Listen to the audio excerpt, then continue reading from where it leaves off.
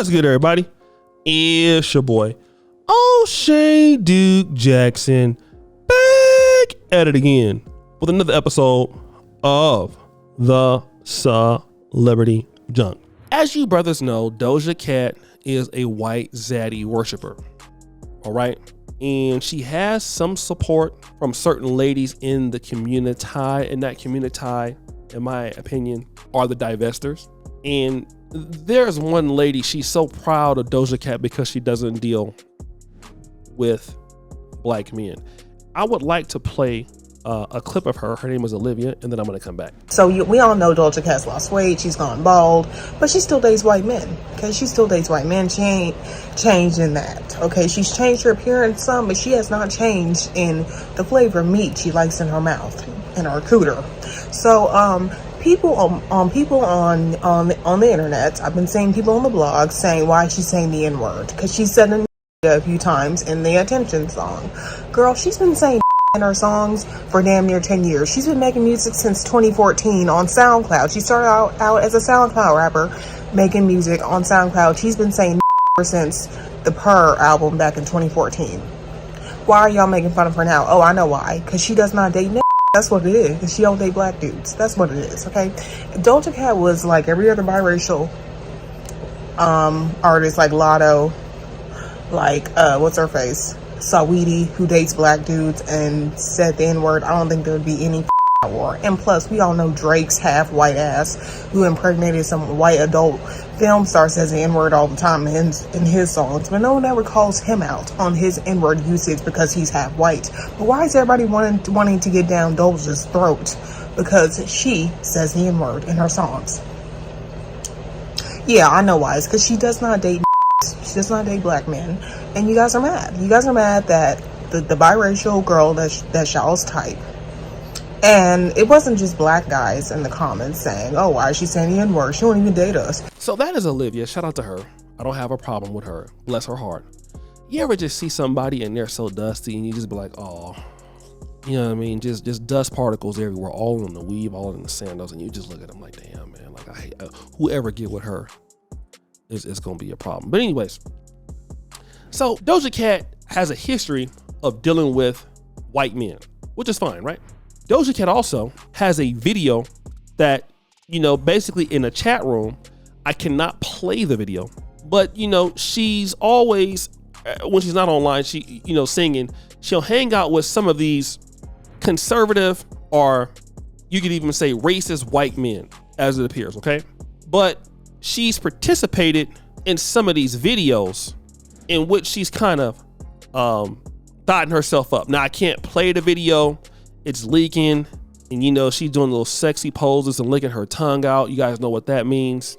But if you look at the guys that these people are, okay, what I want to get with, guys, these men appear to be what I would consider regular, white, average men.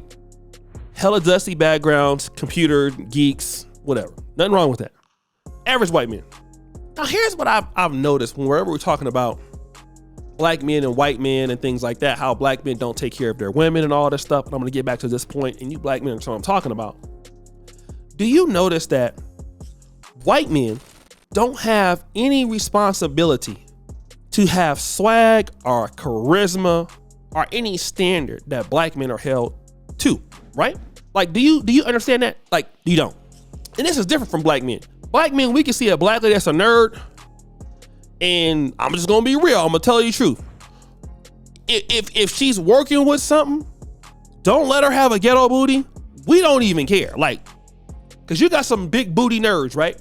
If we see that you got glasses and you somewhat decent looking and you have a fat ass, we're not worried about nothing else. I mean, if you're nice and all that, it matters. We don't care if you got that much swag and all of that. We don't even care. Like, men, we don't even care what name brand shoes you got. You could be having Payless church sandals. We don't give a damn about that. Look at that ass. Oh, she's nice. Cause for us, and if you're nice, most dudes gonna put a ring on that. I'm gonna be real. We're not worried about that. This is even black women in the black community. Most black men will accept. You can't tell me that black men so bent all hell over shape over looks all the time. Yeah, you got some black men who are colorist, and we're gonna talk about some of those guys like brother Joel Embiid, all that. But now I'm just gonna be real. Black men, for the most part, will take what they can get. They ain't worried about it. Ain't even really tripping too much off your weight. In the white community, it's very similar. But now, black women will expect black men to be on such of a higher level for a white man who don't have to do nothing.